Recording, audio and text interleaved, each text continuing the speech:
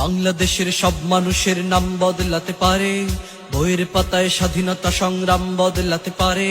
বঙ্গোপসাগরের পানি সব যেতে পারে শুকিয়েও, গোটা রাজধানী কেড়ে নিতে পারে বুড়ি গঙ্গার ঢেউ। সুন্দরবন কেটে হতে পারে ইটের ভাটার লাকড়ি, শিল্পপতিরা দেউলিয়া হয়ে খুঁজতে পারেন চাকরি। চোর গুন্ডারা পেয়ে যেতে পারে মন্ত্রীর মর্যাদা, আইনের ফাঁকে কালো টাকা সব হয়ে যেতে পারে সাদা। অনেকেই বলে এই দেশ নাকি হুজুগ জাতির দেশ, দফায় দফায় বদলায় এর রং ঢং পরিবেশ। তাই বলে ইসলাম এদেশে হুজুগে হবে না শেষ, হুজুগে হবে না শেষ। ইসলাম এদেশের পরতে পরতে জনপদে ঘরে ঘরে, ইসলাম এদেশের 90% মানুষের অন্তরে।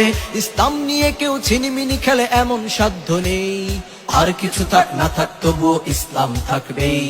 সবকিছু বদলে যাক তবুও ইসলাম থাকবেই, আর কিছু থাক না থাক